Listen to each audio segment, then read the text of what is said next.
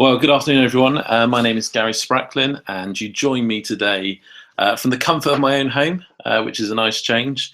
I'm delighted to be joining the Education on Air conference and to speaking to people from all around the world about the exciting work that's going on here in the UK. Today, I've titled my session Leading Learning, and I've been very deliberate in that choice of the word learning, because I believe that the revolution that is coming for our children and our children's children will be fully surrounded by the notion of learning.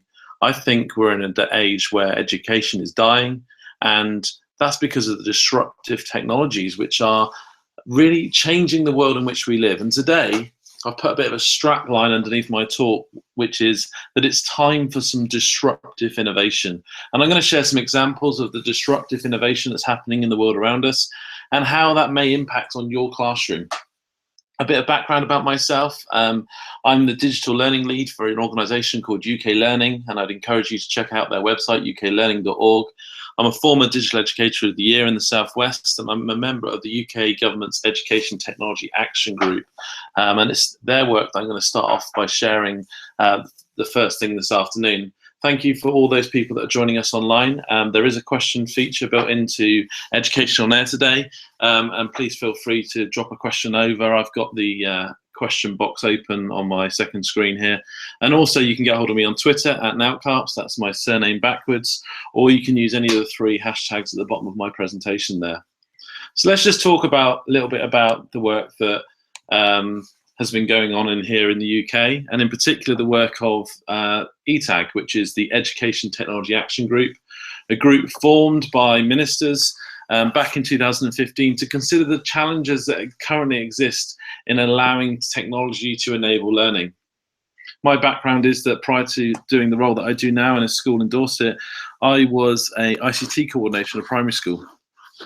And the one thing that I found in that environment was that every day I would be using technology to engage, innovate, and inspire learning in my classroom, but often it would just be me in that environment. I was in a small school, and I tried hard to broker opportunities for my colleagues and purchase equipment in order that technology would have a deep impact across the curriculum. And in places it did, and we saw people move forward with different uses, but we never saw a system-wide change.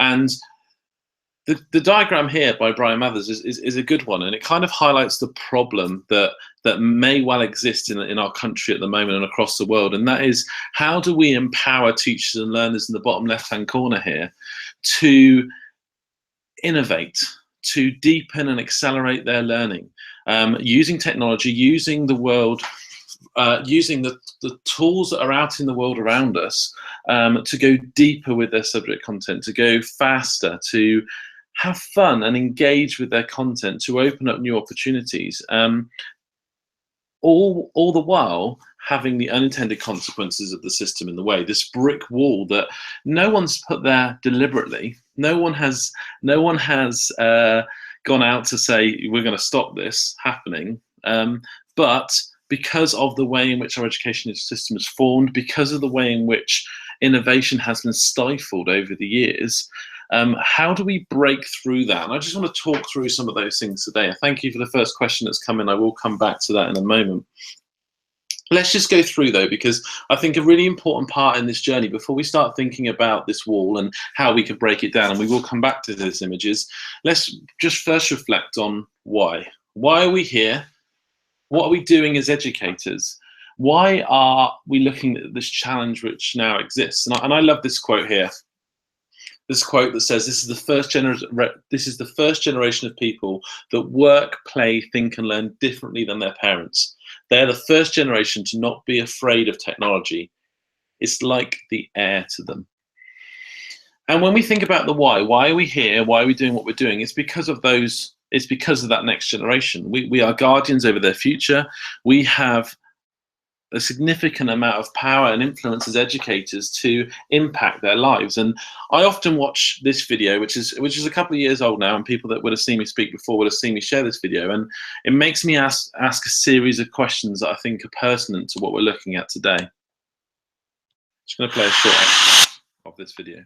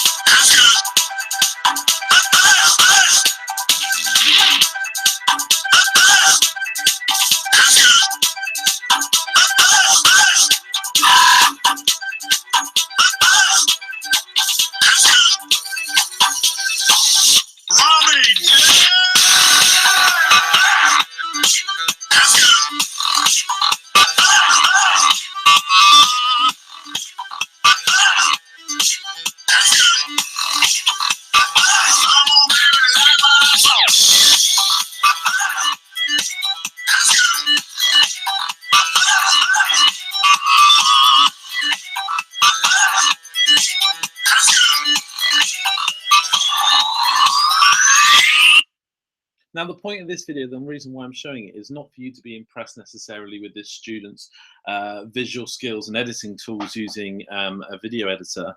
It's the fact that this is a child who I know has struggled to engage in education. It's a child who, in his own time, has gone off and has created a video. And the really interesting thing there is at the end he's holding up that sign which says subscribe, because he wants people to look at his work. He wants people to critique him. He wants to improve. It would have taken him time to research the methods which he used in that video, to look back, to think about the best way of working in different elements. And I question teachers, how often do you provide those sorts of opportunities, that sort of audience? You know, that video has been watched maybe 400 or 500 times now, and I've shown it in multiple conferences, and literally hundreds, if not thousands of people have seen that video. And when was the last time you provided that opportunity in your geography lesson, in your history lesson? When did you open up the world that is possible through technology with your students? And I've had a question come in on the question and answer page for this session. It's a question from Khalid. Thank you, Khalid, for your message. And it says, how do you protect your child at school from bad habits? And the thing that I would say on that is that if you're embracing technology and you're using it effectively, isn't school the best place to exhibit those bad habits? Because you're in a safe environment. You're in an environment where adults can talk you through those problems.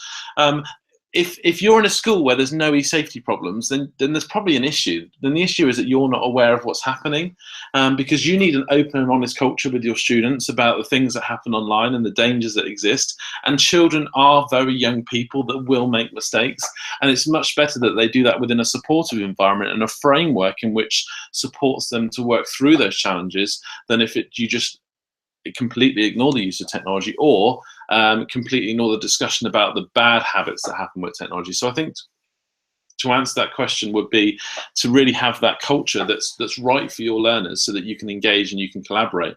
And what amazes me is that in the world that we live in, innovation is happening all around us. And one of those words that I put at the bottom as a hashtag today is disruptive innovation.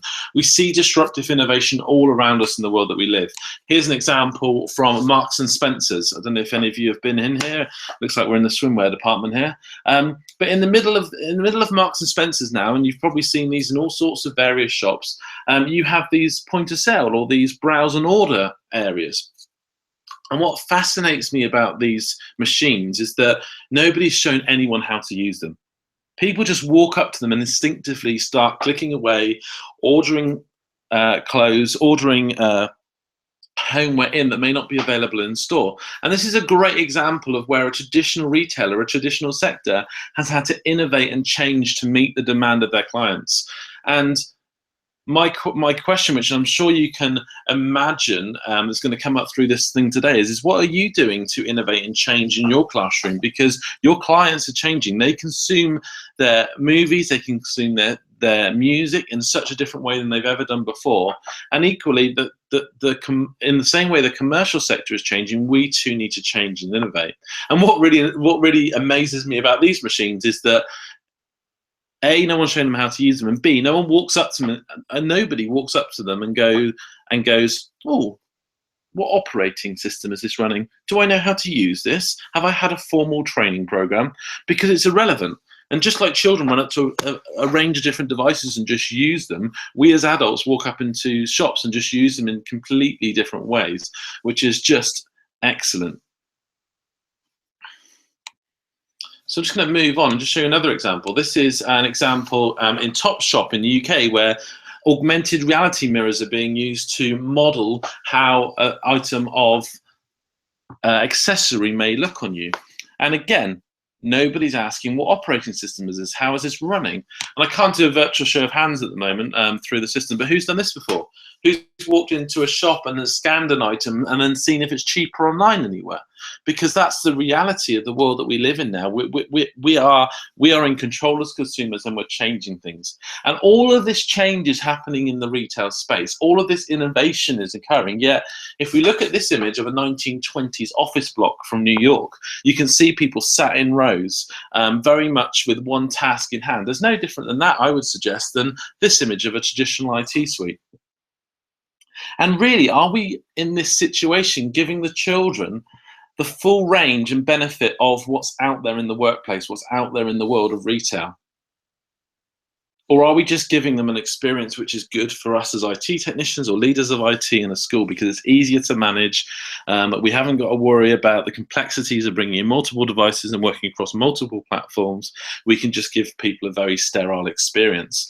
And I think, for me, there's no difference between that picture and that 1920s office block.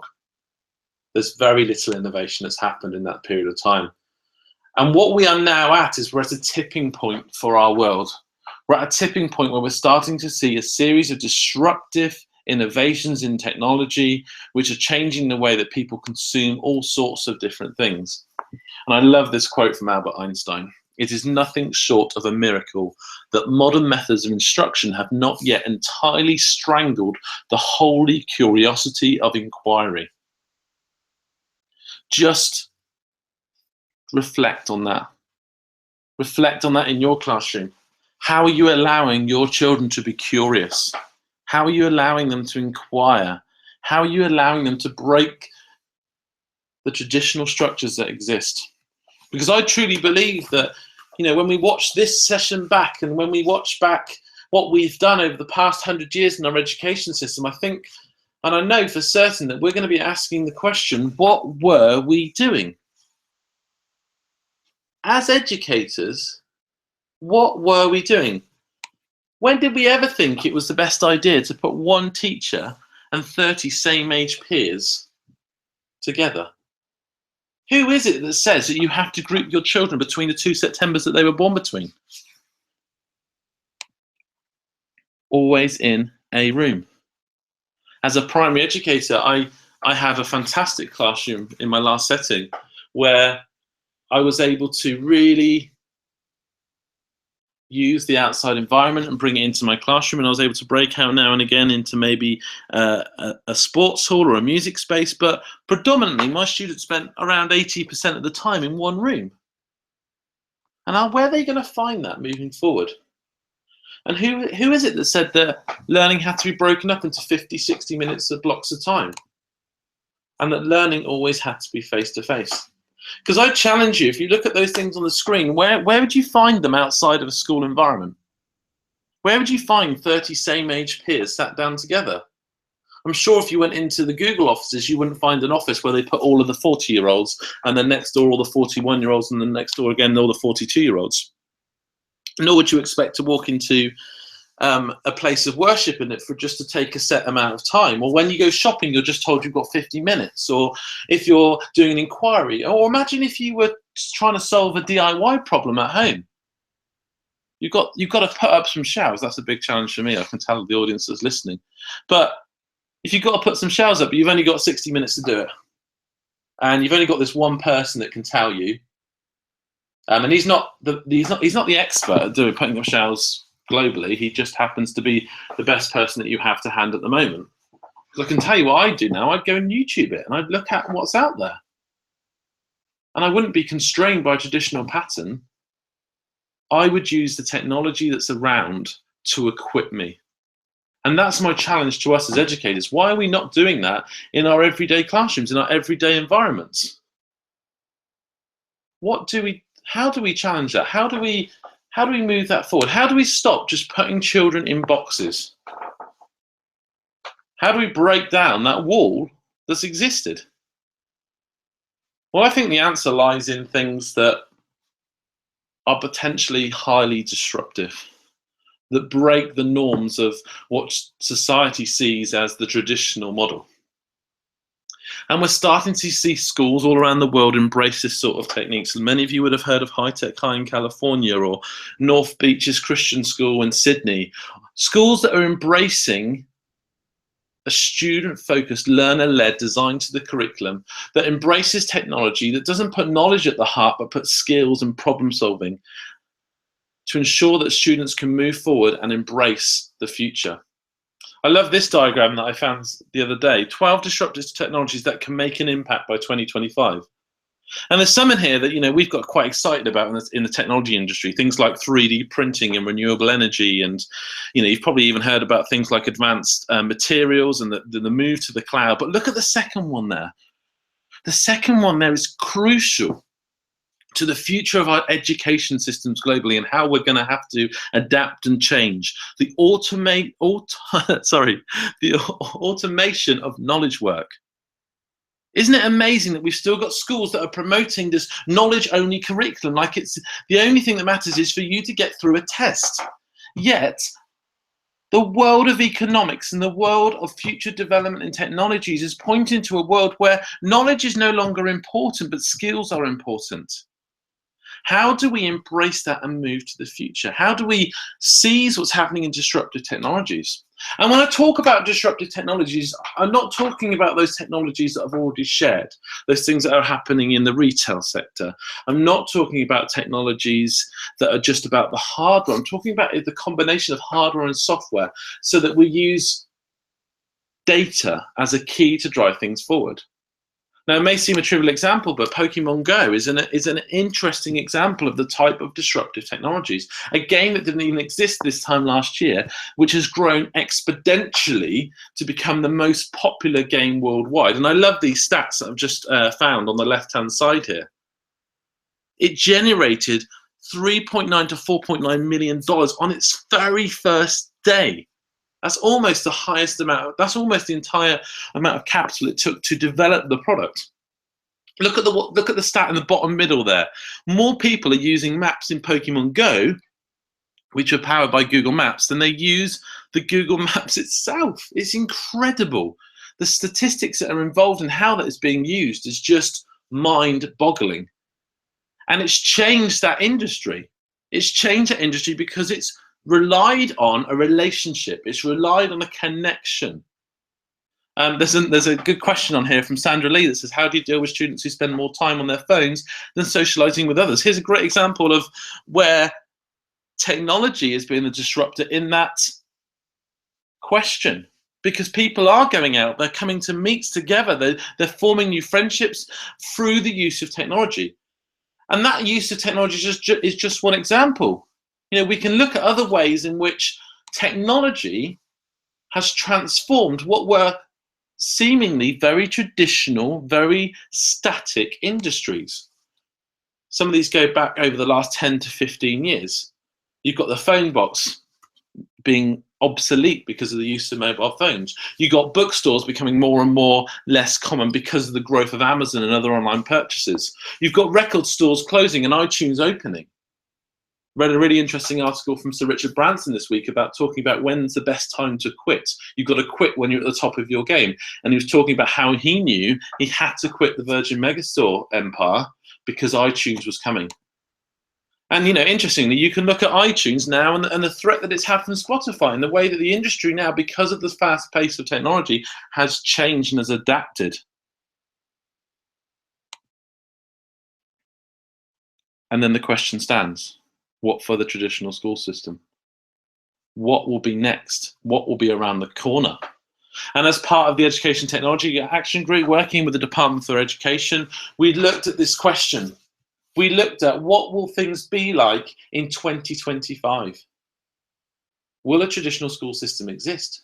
If it will exist, what will the best systems be doing? What things will they be embracing? How will they develop? How will they innovate? How will they continue to have that retention in student numbers? And ultimately, how will they lead to be better in their setup? And we produced this, an overview of the things and the characteristics that you're going to see in your classrooms. And we crossed out that 2025 because we're starting to see these things already. During the Education on Air today, it's a fantastic conference where you would have started to hear about some of the different things already in practice in classrooms across the world. Learning is certainly a lot more global. Today's a testament of that. There are people watching now. I've got people coming up here from all sorts of countries around the world asking me questions that I will try and answer at the end of this session. Learning's a lot more global. You've only got to look at things like Education on Air, Skype Classroom, the growth and the use of Twitter in the classroom.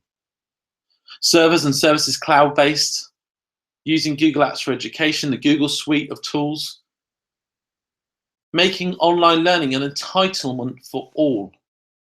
And that's our big challenge. That's where we're going to ensure equality for our children moving forward is ensuring that every one of them has access to the internet, has access to a suite of tools that allows them to go as fast as they want.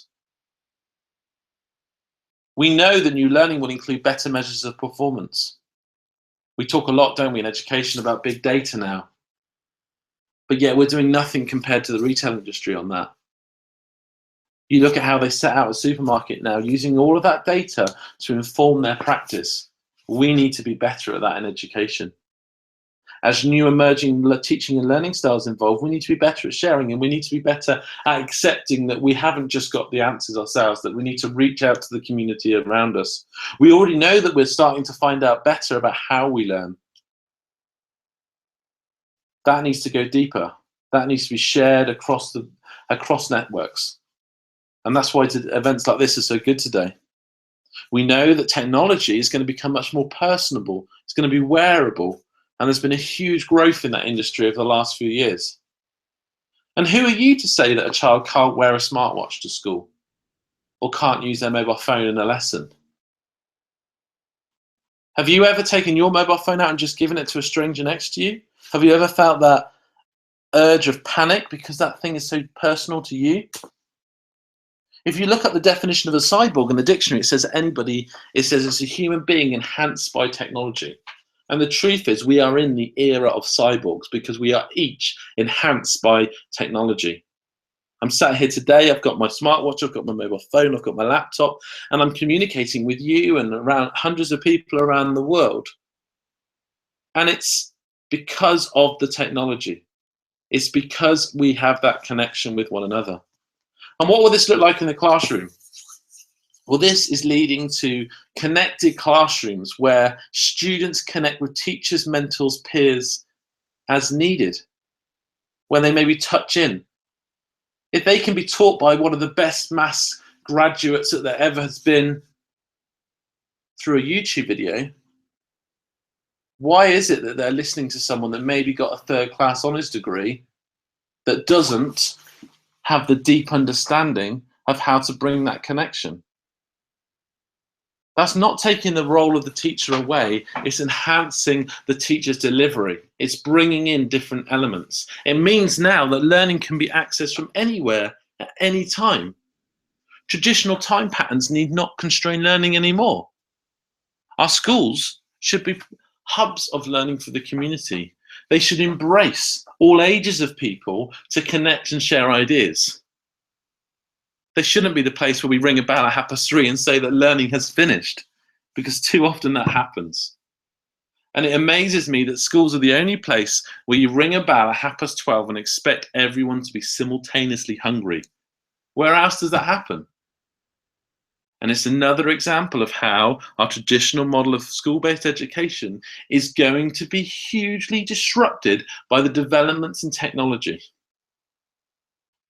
Teachers will act as mentors, working from remote locations, working in and out of school to connect physical and virtual worlds of learning. Guys, this may sound like futuristic nonsense to you at the moment, but the truth is it will happen. Just like it would have been absolute nonsense if you go back and you think about some of those big changes that have happened with retail. Look at what's happened to black cabs and the growth of Uber. Look at what's happened with the way people buy groceries, by the way people change their relationships. I think the statistic is 6 out of 10 couples, 60% of couples who married last year met online. I certainly went to a wedding at Easter where the couple met online. If you told that to people only 2 or 3, maybe even 4 years ago, they would have said that's nonsense. But the truth is, we are living in the most exponential of times.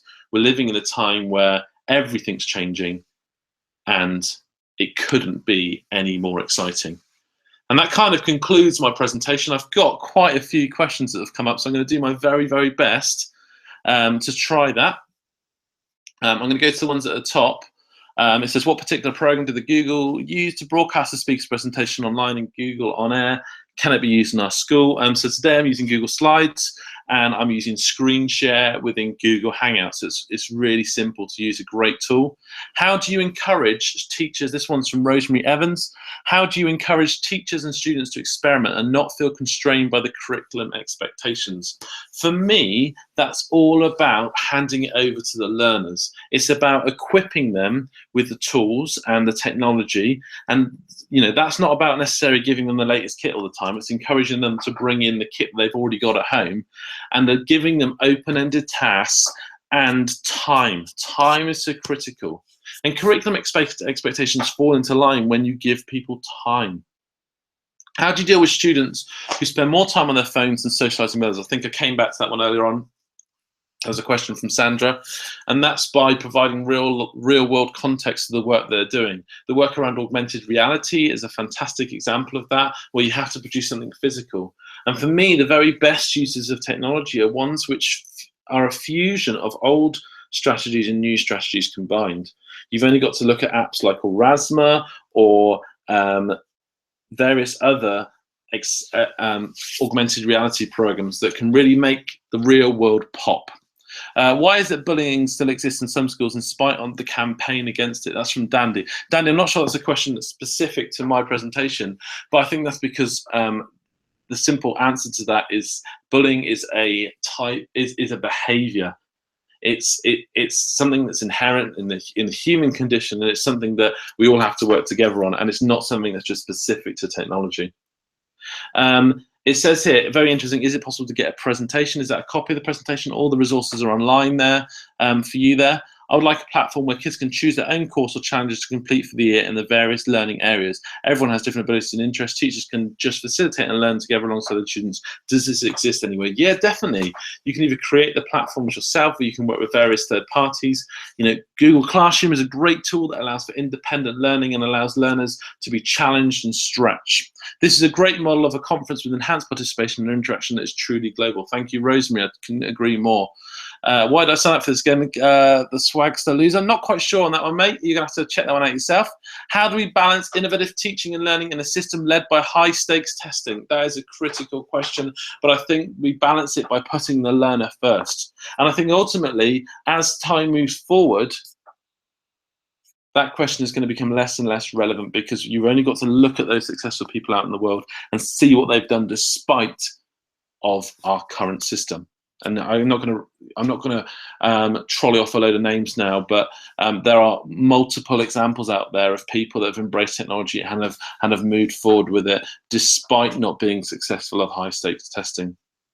How do you educate students to have good habits? It's from us as a teacher or start from their parents? Wow, that's a really good question. I think we need to educate parents around the rewards of using technology. We spend a lot of time telling them about the risks and fulfilling our responsibilities around e-safety, but I also think that we need to promote the benefits to parents of students being able to engage, collaborate, and inspire their learning through the use of technology. There's some really good ways that we can do that by inviting them in, by having collaborative projects where we share. One thing that I've done in my school is have a shared approach to your Twitter usage, where you use hashtags to promote the learning that students are doing at home, and you build a real community around that.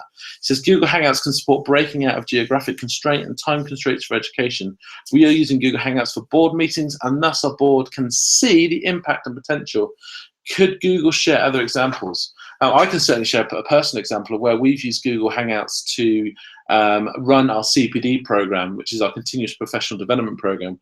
For us, it's quite hard to bring in outside speakers that are working in an innovative way, and we've used Google Hangouts to bring in speakers from all around the world, a bit like today's conference, but to bring them in from lots of different places. So we brought a chap in from Idaho to our conference in the UK, and we've brought people in that are from other parts of the UK. And for us, that was a real enhanced experience. The guy from Idaho spoke to us from his breakfast table with his kids around him. It was an amazing experience. And if you head over to my YouTube channel, you can see a recording of that. And that was the gentleman called Dave Guyman. It says here, I completely agree with what you were sharing. How might we have colleagues who don't share this view move forward to this? So this is from Jennifer. Jennifer, I think there's two parts of that. You can provide you can show the benefits of this, and you can talk about the carrot rather than giving them the stick. So you can talk about how all the ways that technology will enhance learning.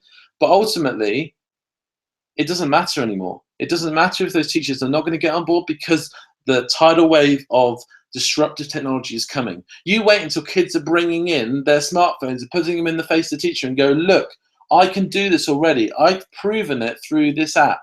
I can show you how I know my 10 times table, or whatever it may be, because I've got evidence and I'm building it up through a learning platform that's got nothing to do with the school. And I think that's the point where we're at virtually.